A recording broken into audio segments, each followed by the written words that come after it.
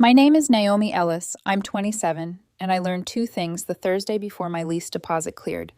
My boyfriend wanted space, and apparently, timing can rot from the inside without making a sound. We were at our taco place, the one with paper menus and a jukebox that only knew three songs from the 90s, arguing about whether the new apartment would look bigger with a low sofa. We just put $500 down on the unit that week. I had a folder in my tote with measurements, paint swatches, and a dream of where morning light would land across a wall I hadn't even touched yet. Liam rested his forearms on the table like he was about to present a quarterly report. His voice went feathery serious. "We need to talk." There it was. The preamble that always meant something was about to end. I remember staring at the condensation sliding down my glass of Coke, thinking, please, not here.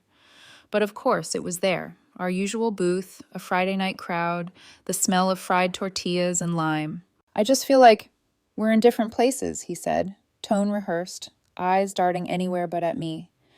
"You've got your projects, and I'm trying to think long term. Maybe we both need time to breathe." "Projects?" I asked. "You mean my job?" He hesitated, probably weighing whether honesty or cruelty would sting less. "Naomi, come on. You fix air conditioners. That's great. Honest work, sure, but it's not exactly scalable, you know." Scalable. He said it like it was a synonym for worthy. We'd been together 4 years. 2 of those living together in my apartment.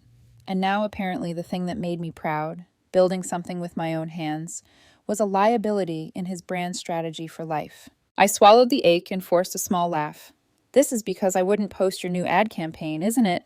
His mouth twitched. "That's not fair." "Neither is calling me unambitious because I don't want to network over bottomless mimosas." He sighed, tired.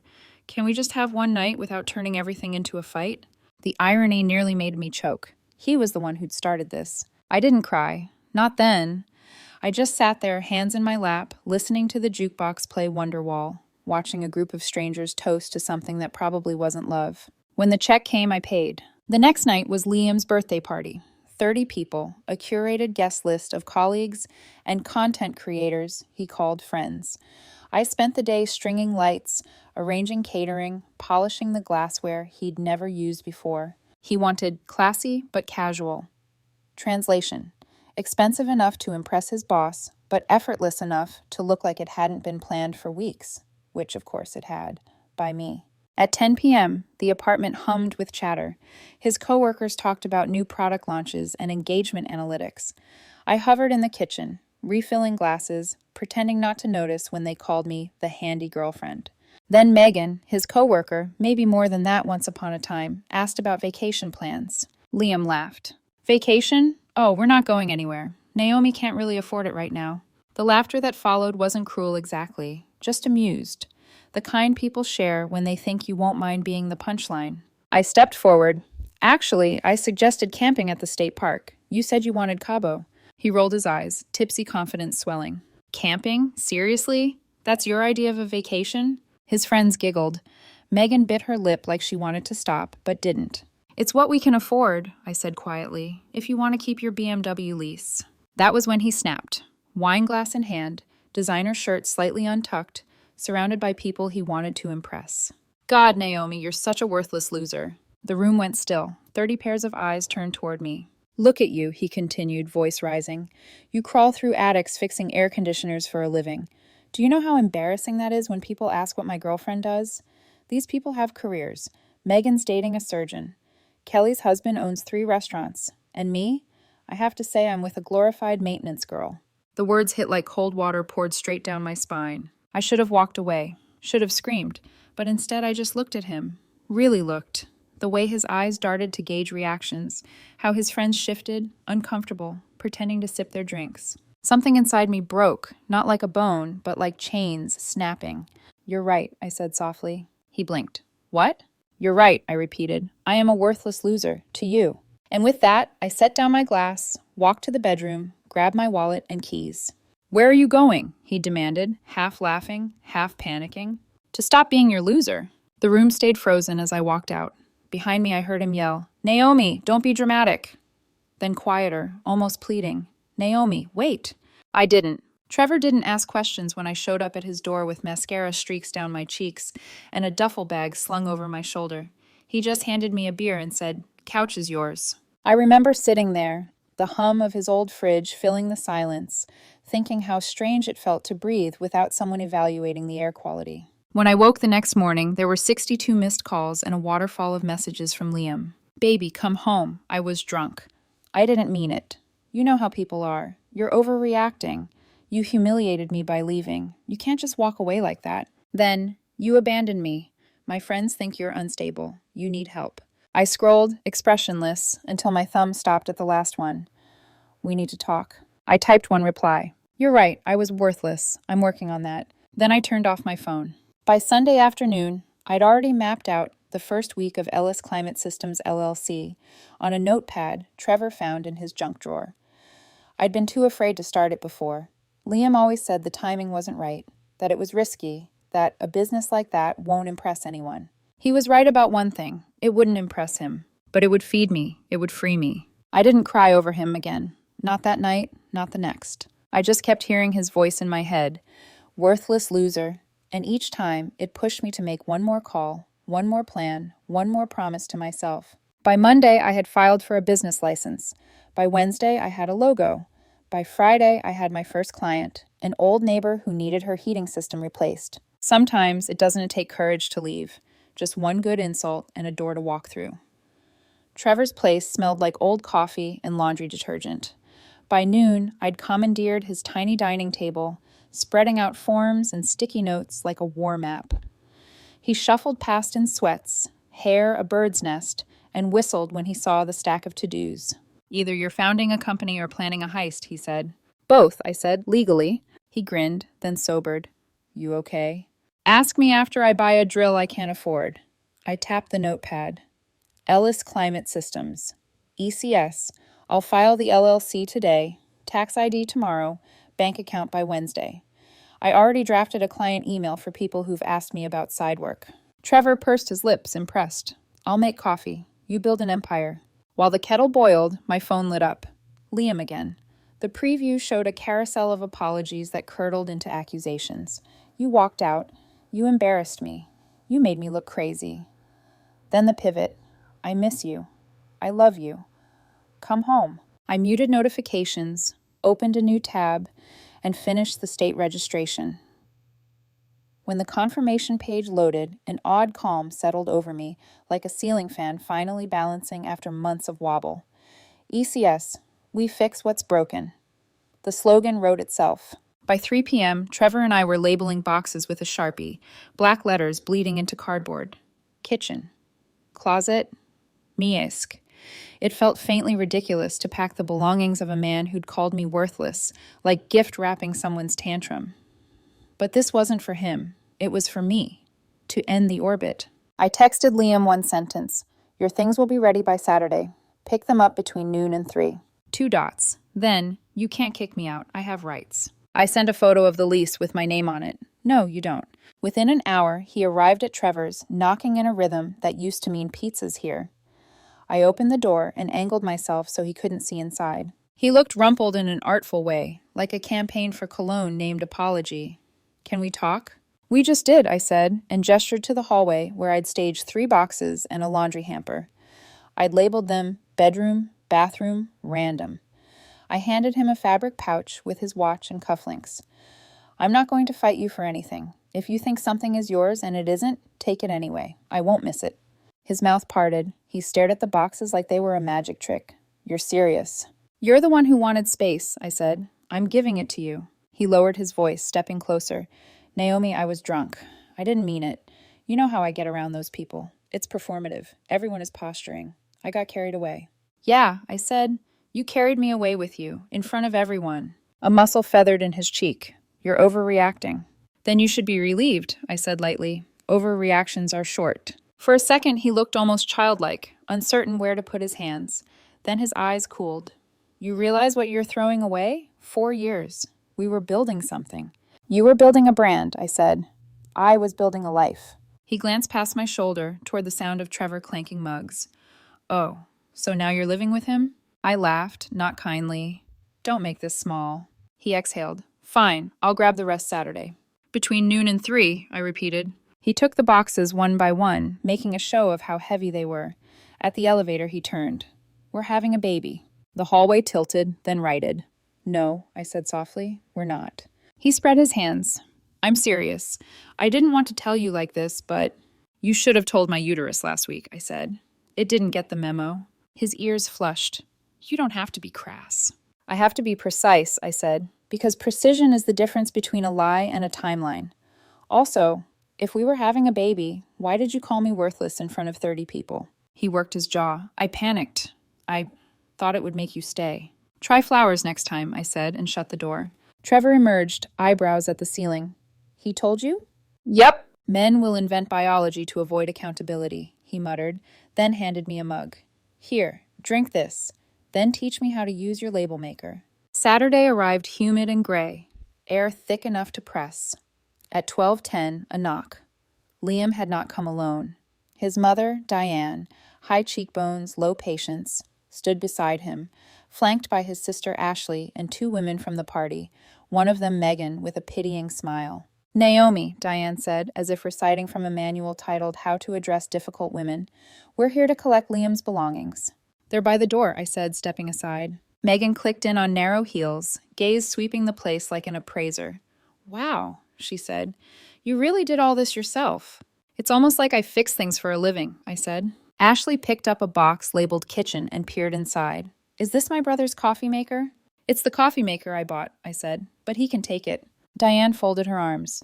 This is ridiculous. Couples fight. You don't end a relationship over one argument. It wasn't an argument, I said. It was a thesis. Megan put a hand on Liam's arm. The gesture was casual, automatic, too familiar. She's being dramatic, she murmured to him, like I wasn't there. I considered, then said conversationally, Megan, your surgeon boyfriend knows you're here on a Saturday doing unpaid moving labor? Her smile thinned. Diane rallied. You can't just throw him out. He's lived here 2 years. As my guest, I said. The lease is in my name alone. He hasn't paid rent. I checked. That means he has no claim. I held up a manila folder. And yes, I verified with a lawyer. Diane's expression flickered. You called a lawyer? I called 3, I said. Liam, who'd been silent, found his volume. Naomi, this isn't you. You're not cold. I'm not, I said. I'm warm. I heat homes. Megan snorted. Cute. I looked her in the eye. You know what else is cute? 30 people filming you when you humiliate your partner. A small, satisfying silence fell. Ashley fidgeted, suddenly fascinated by the label on bathroom. Diane shifted tactics. If you're determined to end this, at least be fair. Half the furniture is his. You mean the pieces I purchased before we met? Interesting legal theory, I said. But again, take anything you believe is yours. I won't chase you to get it back. They moved in a stilted parade, carrying boxes to the elevator. I watched them go and thought of every time I'd split a check I'd paid in full. When they returned for the last load, Liam lingered. He tried a soft smile. We could fix this. ECS already took that job, I said. They're better at it. His eyes hardened. Everyone at the party thinks you're unhinged. They said you made a scene. Good, I said. They'll remember me. After they left, Trevor let out a theatrical groan from the couch. I thought they'd never go. I held my breath so long I saw God. I flopped beside him, exhausted in the way you are after moving furniture, every tendon aware of itself. We watched a cooking show in silence until my phone pinged with a new email. Subject line, concerned citizen. Trevor clocked my face. Uh-oh. I opened it. To whom it may concern, it read, addressed to my old boss at the HVAC company where I still did part-time calls. It has come to my attention that your employee, Naomi Ellis, has been stealing equipment and reselling it privately. The email continued with faux formal flourishes, no specifics, signed anonymous. I felt the jolt first, then the fury. Before I could speak, my phone rang. Boss flashed on the screen. Naomi, he said when I answered, voice steady. Got an email about you. Allegations of theft. My throat tightened. It's false. I know, he said. I ran inventory myself. Everything's accounted for. Figured someone was trying to stir, pardon the language, crap. Just wanted you to know I'm not buying it. Warmth flooded my chest, unexpected and clean. Thank you. He chuckled. Also, if you're starting that business you mentioned, I've got overflow work this month. You want it? I closed my eyes. Yes, I said. I really do. After I hung up, Trevor pointed his remote at the ceiling like a conductor. And on today's menu we have karma, lightly seared. I smiled, but it faded quick. He's not done, I said. He'll move to social next. Trevor nudged my knee. Then you keep doing what you're doing. Make it boring for him to fail. Boring sounded like heaven. Forms filed, estimates sent, units installed. Work as a path out of the noise. That night, I sharpened pencils and sharpened myself. I drafted a website in a free builder, a list of services, a plain promise on a plain page, on time, on budget, and I clean up after myself. The bar was low. I would pole vault. Around midnight, another text from Liam came through the muted haze. One last chance. Don't ruin both our lives over your pride. I typed, paused, deleted. Then I wrote, I'm not ruining anything. I'm repairing it. I placed the phone face down, turned off the lamp, and let the dark settle like a curtain at the end of an act. Tomorrow, I'd climb into an attic that wasn't mine, breathe insulation and dust, and come down with something humming that hadn't been humming before. Somewhere between broken and working is a space called choice. I had finally stepped into it. Part 3. The world watched. The following week unfolded like static, quiet, then suddenly deafening. On Monday morning, Trevor found me in the workshop corner of his garage, hunched over an old condenser unit with a screwdriver in my teeth. You've been out here since sunrise, he said, handing me coffee. Are you building an empire or trying to summon one?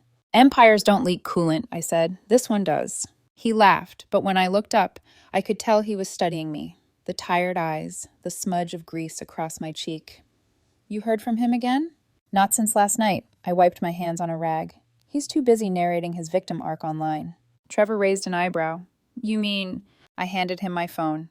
On the screen, Liam's Instagram post glowed in bright, self-pitying colors.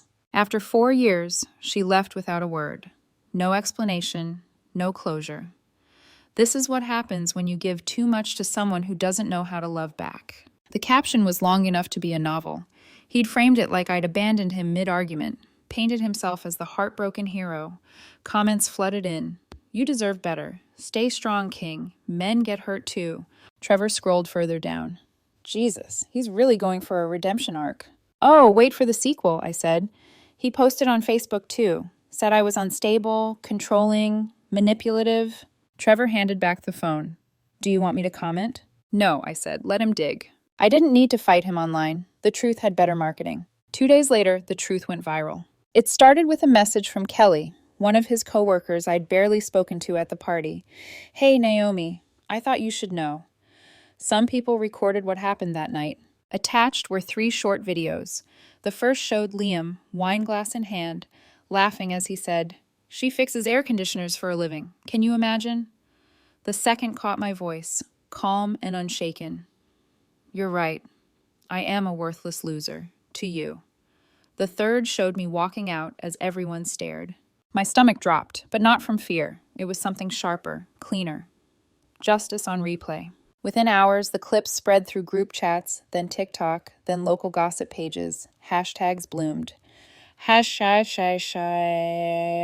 worthless loser girl. # know your worth.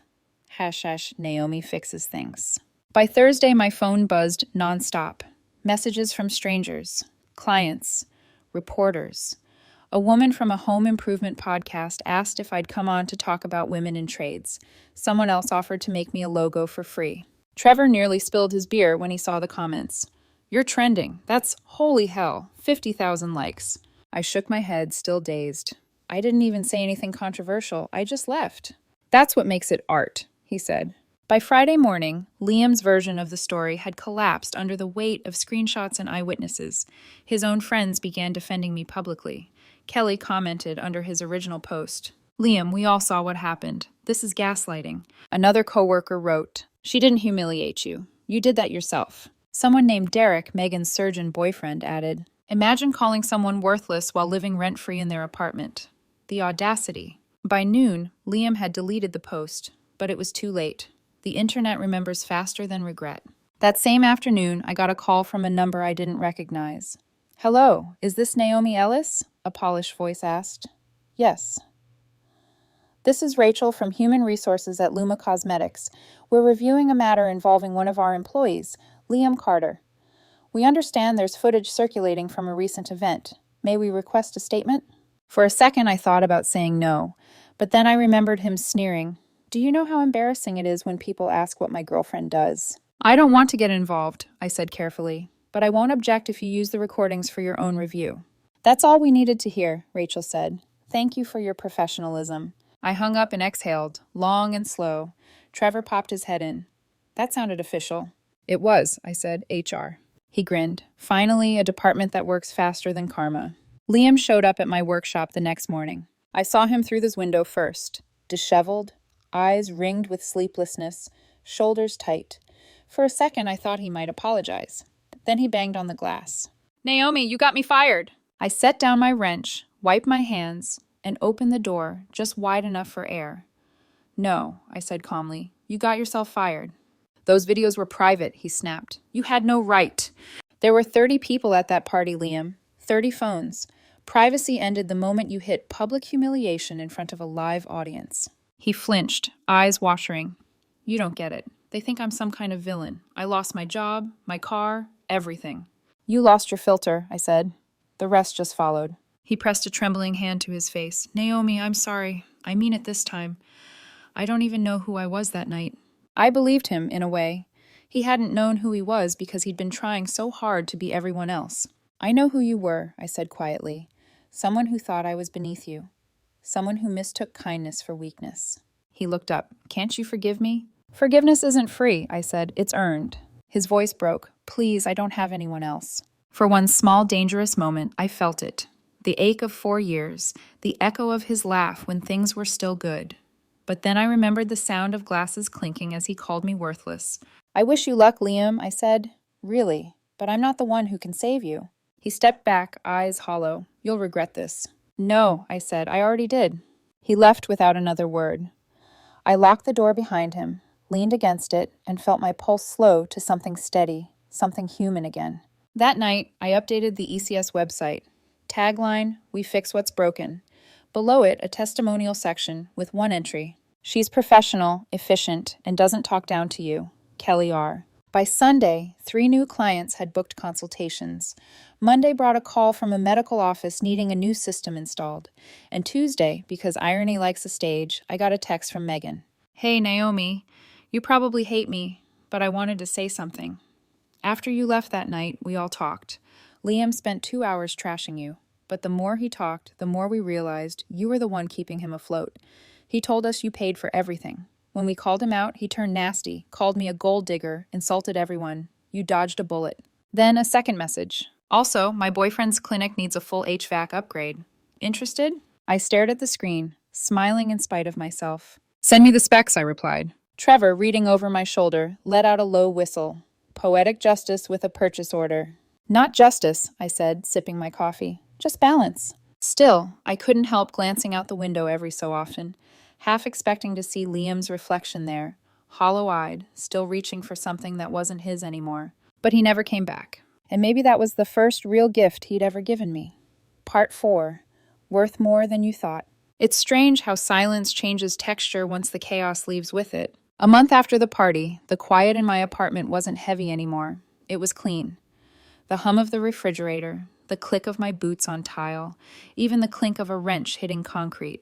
They sounded like proof that the noise was gone. ECS was no longer a notepad dream. I had a logo, contracts, and my first set of uniforms, white tees with blue stitching that read Ellis Climate Systems. We fix what's broken. Trevor helped me load the new work truck, the one I'd bought cash from a retired electrician. He whistled. You've officially entered your girl boss in boots era. Don't, I said, half laughing. I just entered my debt-free era. Work rolled in faster than I'd expected. Referrals, old clients, people who'd seen the video and wanted to support the HVAC girl who stood up for herself. Most just wanted their units fixed, but I didn't care. Business was business, and dignity paid better than pity. By the second week, ECS landed the clinic contract Megan had mentioned. When I arrived, Megan met me outside, face softer than I remembered. He really said those things about you, she murmured, shaking her head. I didn't believe it until I saw the video. Believe it, I said. He was practicing. She gave a small laugh, embarrassed. You know, I used to think Liam was the kind of man who made other people better. Turns out he just borrowed their shine until it ran out. I smiled faintly. Then I guess we were both light bulbs. The clinic job took 3 days. By the end, Derek, the surgeon boyfriend, paid me in full and left a 5-star review before I'd even packed my ladder. He shook my hand and said, "Most people brag about resilience. You actually built it." It was the first compliment in months that didn't sting. A few days later, my phone buzzed with a call I didn't expect. "Naomi?" The voice was older, polite. "This is Diane Carter, Liam's mother." I leaned against my workbench. "Mrs. Carter." "I owe you an apology," she said softly. "I believed everything he told me, that you were unstable, that you ruined him. But then he confessed what really happened. About the party, about Miami, about how you paid for everything while he spent his money on himself." I said nothing. The hum of my shop fan filled the pause. "I raised him better than this," she continued, "or thought I did." "It's not your fault," I said. "Some lessons skip a generation." She gave a brittle laugh. "He's staying with an old friend from college. Got a job at a hardware store. Still blames everyone but himself." Her voice softened. "I just wanted you to know. You're a good woman, Naomi. You deserved better." "Thank you," I said quietly. I think I finally believe that. When we hung up, I sat for a long time, staring at the business license framed on the wall. It wasn't fancy, just government paper and ink, but it felt heavier than any ring I'd ever worn. 2 weeks later, I saw Liam. I was leaving the supplier lot when I stopped at a gas station off Highway 19. It was late, the kind of hour where even the crickets sound tired. I pulled up to pump 3, started fueling, and noticed a beat-up silver Honda Civic across from me. The windshield was cracked.